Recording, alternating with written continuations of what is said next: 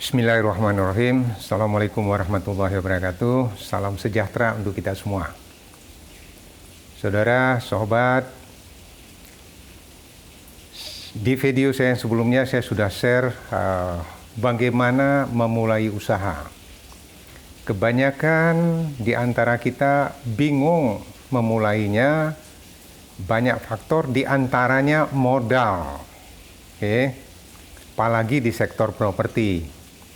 Nah, ini saya ceritakan pengalaman saya, beberapa usaha yang pernah saya jalankan. Ketika saya membuka satu restoran Padang, namanya Balado di Jalan Ampera Raya, di Cilandak, Jakarta Selatan. Itu tahun 2004. Restoran itu, saya nggak punya pengetahuan tentang restoran sebenarnya, tapi karena saya punya teman, tetangga saya yang ahli di bidang itu, sehingga saya buka. Saya sebagai investor. Kemudian 2009 tutup. Kenapa tutup? Karena rugi. Ya. Nah, dan saya nggak fokus di situ sebenarnya. Jadi bukan bidang saya yang pas banget, karena saya juga nggak bisa melihat kemana. Pelajaran apa yang saya dapat dari situ? Yang pertama adalah kalau kita berinvestasi sendirian pada satu usaha, risikonya akan kita tanggung sendiri 100%. Memang kalau untung, kita juga mendapatkan keuntungan utuh. Tapi persoalan di dalam bisnis, saya berkali-kali mengalami kerugian.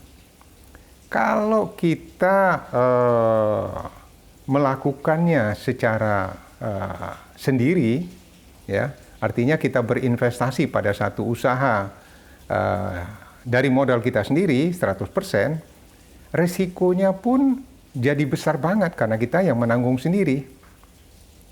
Ya, jadi itu pelajarannya yang saya dapatkan dari berinvestasi secara tunggal.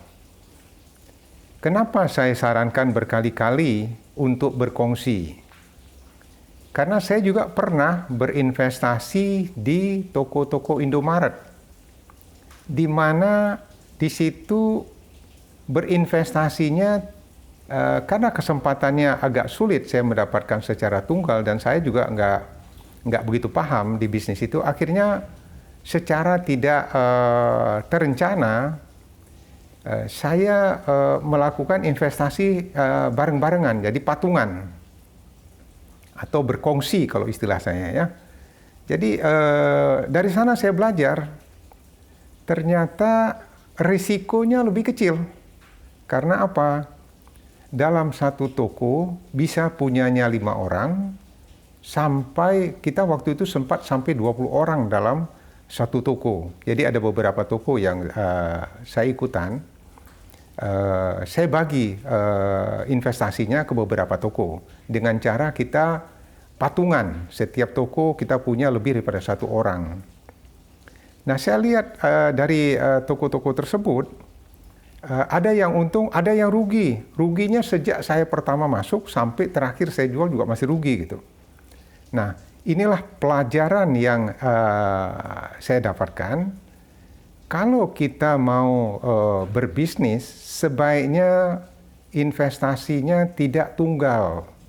Banyak kita sebar di banyak tempat, meskipun dalam satu bidang usaha. Ya, misalnya kayak toko Indomaret tersebut. Itu pelajaran yang saya dapat. Jadi kalau saya lihat pelajaran pertama dari restoran Padang, saya berinvestasi secara tunggal, risikonya terlalu besar untuk saya tanggung. Setelah saya masuk ke toko Indomaret, risikonya tersebar. Nah, ini pelajaran bagaimana kita mendistribusikan risiko dengan cara berkongsi atau patungan. Ya, ini pelajaran yang perlu diterapkan. Nah, sekarang kalau kita masuk ke bisnis properti itu juga nilainya cukup besar, apalagi menjadi developer. Ya, itu risikonya juga cukup besar jika lokasi tersebut salah pilih. Ya, akibatnya sulit terjual, mungkin juga kena daerah yang kurang bersahabat, banjir misalnya ya, atau kurang aman, atau tidak berkembang, atau ada gangguan dari rencana pemerintah, sehingga kita harus kena jalan-jalan yang tertutup misalnya gitu.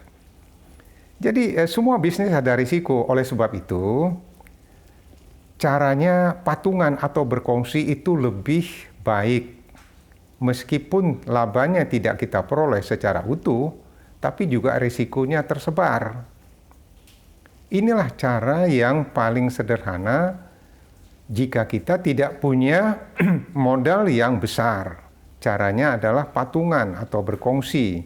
Dari situ kita bisa belajar di tahap awal, kemudian risiko kita juga terdistribusi, dan kita juga bisa ekspansi di banyak tempat. Mungkin ada satu, katakanlah kalau kayak properti tadi ya, di satu tempat kurang laku, di tempat lain lebih laku. Nah ini bisa saling menutupin, disitulah kelebihannya kalau kita mau berkongsi. Kalau kita mau ekspansi, misalnya kayak teman-teman saya sebagian di toko bahan bangunan saat ini ya, mereka mengeluh ada yang tokonya kurang laku lah ya, mungkin karena lokasinya kurang pas gitu ya. Nah, bagaimana cara mengembangkannya? Ya mengembangkannya adalah dengan cara teman-teman yang berusaha di bidang toko bahan bangunan berkumpul, berkompromi, mencari satu lokasi yang baru, kemudian bukalah satu toko yang baru dengan modal bersama. Nah dari situ kan bisa mengembangkan bisnis yang sudah kita jalani, ya. Selain itu apa? Modalnya lebih kecil. Demikian juga kalau dari toko bangunan kita mau mengembangkan ke bisnis yang berikutnya, ya, yaitu bisnis properti. Apakah kita mulai dengan skala kecil atau kita mau jadi developer, ya? Itu bisa mulai dari sana. Konsepnya sama, adalah berkongsi untuk menangani modal kita yang kecil, ya, bisa mulai pada proyek yang lebih besar.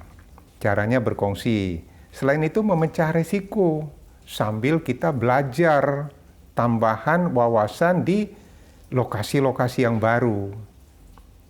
Inilah yang kepingin saya sharingkan, karena saya sudah mengalami pengalaman-pengalaman di dalam usaha, berkali-kali saya mengalami kerugian.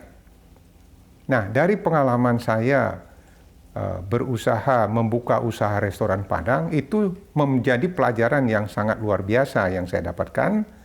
Begitu juga begitu saya berinvestasi di toko Indomaret. Dua hal ini melengkapi pengalaman saya dari bisnis-bisnis saya yang lain.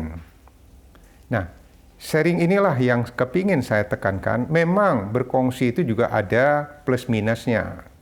Plusnya tadi saya sudah sebutkan, minusnya ya biasanya terjadi hal-hal yang kurang transparan.